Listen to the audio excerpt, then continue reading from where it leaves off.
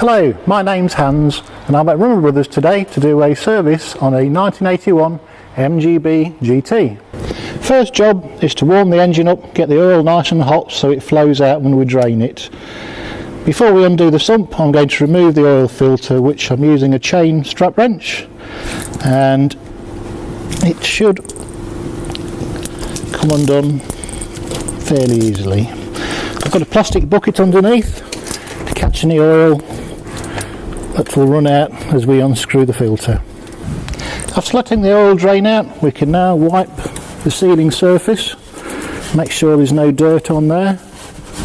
I've used some new engine oil and I've lubricated the lip of the seal. We can now fit the oil filter. Just screw it up hand tight. Now we've got an oil drainer placed underneath the sump plug, we can clean all the dirt around it.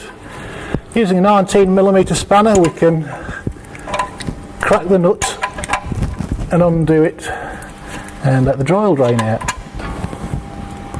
After giving it plenty of time for the oil to drain out, we've now replaced the sump plug washer and we tighten it up to about £40 per foot. Now we can top up the oil. To removing the cap, I'm going to put in about 4 litres and then check the level and top up as necessary. We're going to replace the spark plugs next, and I shall do one at a time, and that way we won't get any of the spark plug leads mixed up. Using a 14mm spark plug socket and a nice wrench, we remove each plug.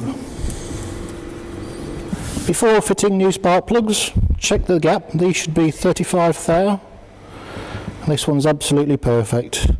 On the rear of the box it tells you how tight to tighten them. In this case, 1/2 to 2/3 of a turn once you've screwed it in finger tight. To change the air filters, there's 4 bolts at the back. We need to crack them off and remove the whole assembly as one. Just remove the rear air filter and notice that there's a gasket missing that fits in between the air filter and the carburettor. Make sure when these are replaced that's fitted the right way up with the 2 air holes facing uppermost. We'll start with the front air filter. We've got it off, and as you can see we'll carefully remove the aluminium piece first. Note there's a rubber seal that sits on there, and then we need to prise off this plate here. It's quite stuck, might need to get a screwdriver in and it pops off. Holding the 2 screws at the back, remove the old air filter, clean out the inside. This one's okay, and we can pop in the new filter and the plate, noted that fits in that groove, and also the O-ring in position, and make sure that the 2 air holes are at the top. Pop through the 2 bolts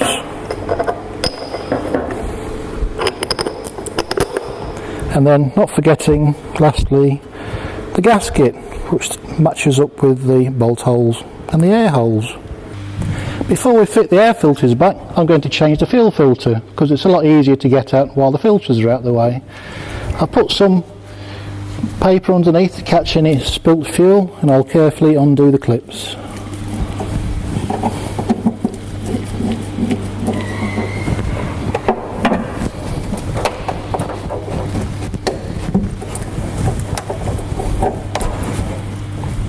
Carefully remove without spilling any fuel.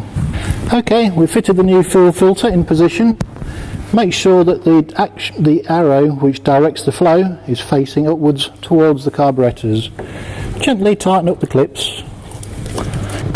Okay, we've fitted the rear air filter, tightened up the bolts and fitted the rubber joining pipe.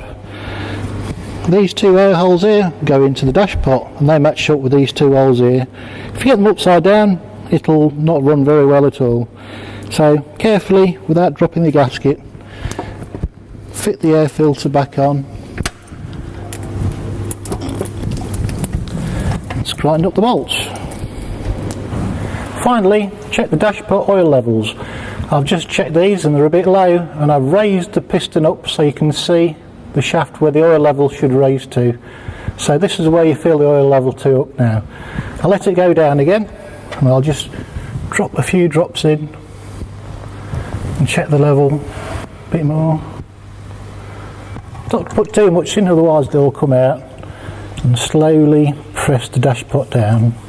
Repeat that for the other carb, and these should be checked every few months.